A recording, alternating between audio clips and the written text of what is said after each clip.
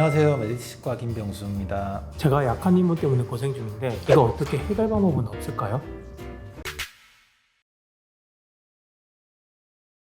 크게 이제 저희가 볼 때는 두 가지 측면으로 생각을 할 수 있을 것 같은데, 말 그대로 진짜 유전적, 체질적으로 이렇게 타고나는 부분하고 후천적으로 관리를 하는 부분하고 이렇게 볼 수가 있겠죠. 첫 번째로 선천적인 부분들은 잇몸뼈의 형태, 두께나 크기, 그리고 잇몸뼈도 그렇지만 잇몸도 보면 두께가 두툼한 사람도 있고 이게 얇은 사람도 있어요. 이런 그 타고난 특성들이 어느 정도 잇몸 건강에 영향을 미치는 거는 어쩔 수 없어요. 썰을 풀지는 못합니다. 약한 썰을 타고난 사람들은 아무래도 조금 더 관리하는데 더 신경을 많이 쓰셔야 되겠죠. 두 번째로는 후천적인 부분들, 결국은 관리의 문제라고 생각을 합니다. 유치원에서부터 양치하는 방법도 교육을 받고 하루에 몇 번을 하라 이렇게 캠페인처럼 많이 하는데, 실제로 초등학교 가고 중학교, 고등학교 가서 성인이 됐을 때 우리가 그 유치원에서 배웠던 것처럼 실제로 그걸 다 지키고 양치를 하는 사람이 글쎄요, 비율이 어느 정도 될까요? 제가 생각할 때는 인사부터.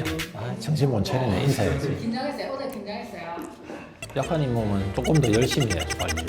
근데 본인이 원래 다니시는 이런 병원들에서 어떤 부분이 잘 되고 어떤 부분이 잘 안 되고 이런 부분들을 선생님들께서 얘기를 해주실 거예요. 그게 다 이제 개개인마다 상황이 다르기 때문에 의사 선생님들의 지시고 이제 설명을 해주시는 대로 따라 해주시면 별 문제가 없을 것 같고, 관리라고 하는 것들은 문제가 생기기 전에 문제가 안 생기도록 해야 되는 건데, 실제로는 본인이 문제가 생겼는지를 잘 모르잖아요, 치과 질환들은. 그래서 이가 아파서 갔더니 이미 부족하더라 이런 말들 많이 하는데, 치아 같은 경우는 이렇게 되게 단단한 조직이고 그 안에 들어있는 신경까지 거리가 이제 충분히 멀고 이렇기 때문에 치아나 잇몸 조직들이 어느 정도 망가지기 전까지는 사실은 본인이 그 증상을 자각하기가 되게 어렵습니다. 그래서 저희가 이제 정기적으로 검진을 하고 스케일링을 하고 이런 행위들을 되게 강조하는 이유가, 이게 조그만 일들이 크게 확대되는 것들을 중간에 이제 차단하기 위해서 그런 거거든요. 그래서 그런 것들이 여러분들한테 다 도움이 되는 부분들이라서 관리의 가장 중요한 점은 이제 정기적인 검진이라고 보시면 되겠습니다.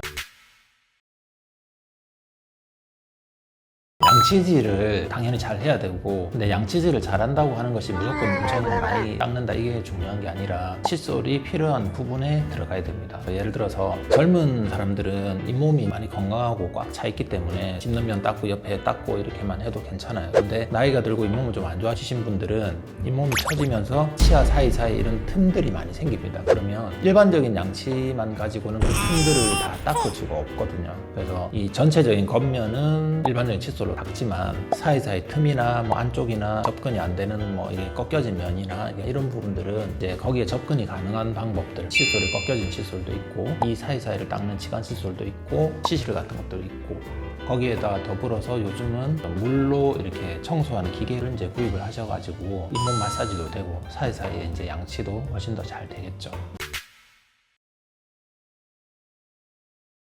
일단 본인이 문제가 있는지 없는지는 사실 봐야 합니다. 대부분 걱정이 많으신 분들이 오히려 겁이나 잘 못 오고 그런 분들이 많이 있죠. 그분들이 이제 결국은 참다가 이제 문제가 엄청 커져가지고 나중에 수습하기도 사실 힘들어지는 상황에서 오시는 분들이 종종 있습니다. 그래서 오래 버티고 하시면 안 아프게 할 것도 나중에는 아프게 해야 될 수도 있고 하기 때문에, 걱정이 되진다고 하시면 빨리 병원에 내원하셔서 검진 받으시고 상담을 받으시면 충분히 조금 걱정하시는 부분들 많이 해결할 수 있을 것 같습니다. 네, 오늘도 시청해 주셔서 감사합니다.